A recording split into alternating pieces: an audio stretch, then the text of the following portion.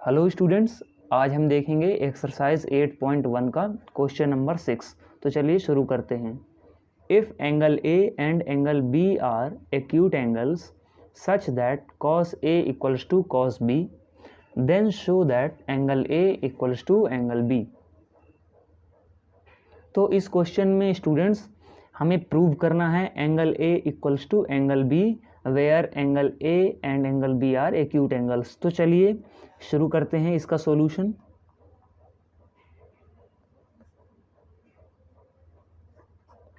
सबसे पहले स्टूडेंट्स हम एक छोटा सा यहाँ पर राइट एंगल ट्राइंगल ड्रॉ करेंगे।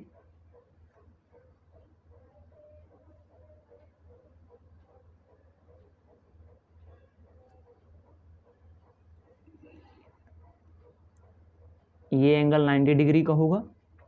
इसके बाद यहाँ पर इसको नेमिंग देते समय एक चीज़ ध्यान रखना है कि angle A and angle B are acute angles. तो यहाँ पर हमें एंगल ए और एंगल बी को नहीं रखना है। क्यों? क्योंकि acute angles less than 90 degree होता है। तो यहाँ पर हम सी को रख देते हैं, ए और बी को यहाँ पर रख देते हैं। इसके बाद यहाँ पर हम क्वेश्चन में से cos A की वैल्यू फाइंड करेंगे सबसे पहले। तो चलिए देखते हैं। cos A की वैल्यू होती है राइट एंगल ट्राइंगल में बेस अपॉन हाइपोटेनस। तो बेस है यहाँ पर AC और हाइपोटेनस है AB। यहाँ पर cos के साथ में A है, तो A वाला पॉइंट बेस एरिया में होना चाहिए, ये ध्यान रखना है। तो यहाँ पर AC बेस में है, तो बेस AC हाइपोटेनस हो जाएगा AB। तो cos A की वैल्यू हो जाएगी AC अपॉन AB। तो यहाँ हम लिखेंगे cos A की वैल्यू AC अपॉन AB। इसके बाद हम फाइंड करेंगे cos B की वैल्यू। तो cos B की वैल्यू भी होती है बेस अपॉन हाइपोटेनस। यहाँ पर cos A था, अब हमारे पास है cos B।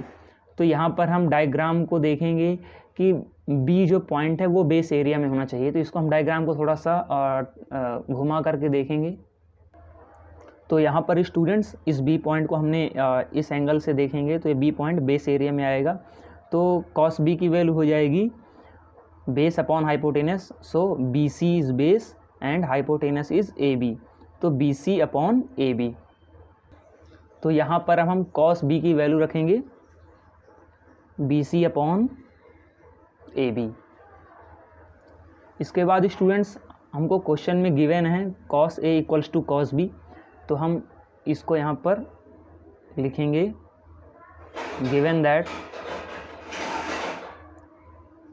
cos A equals to cos B। यहाँ पर cos A की वैल्यू हमने निकाला है AC अपॉन AB। तो cos A की जगह में हम रखेंगे AC upon AB equals to cos B की वैल्यू हमने निकाला है BC अपॉन AB।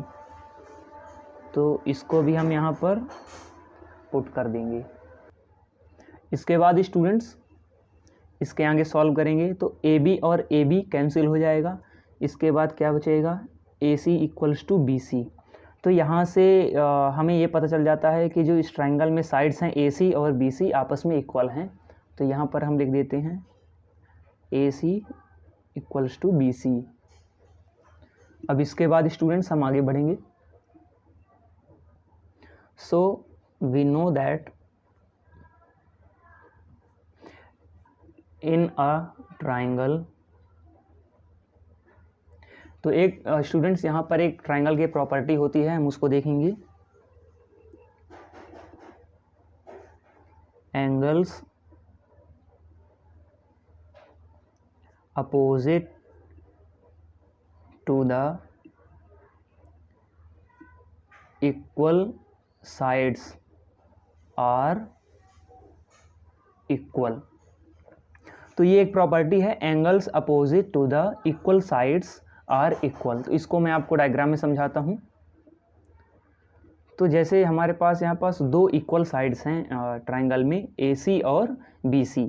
तो यहाँ पर ये समझना है कि जो इन दोनों साइड्स के सामने वाला एंगल होगा वही दोनों एंगल्स आपस में इक्वल होंगे। तो जैसे ये AC है, AC के सामने वाली साइड का जो ये एंगल है वो है एंगल B।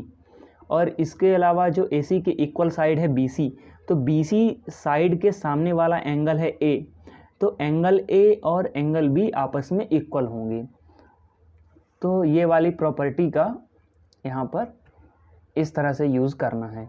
तो यहाँ पर हम लिखेंगे therefore angle A equals to angle B. तो स्टूडेंट्स यही हमें प्रूव करना था, हैंस प्रूव्ड। Thank you.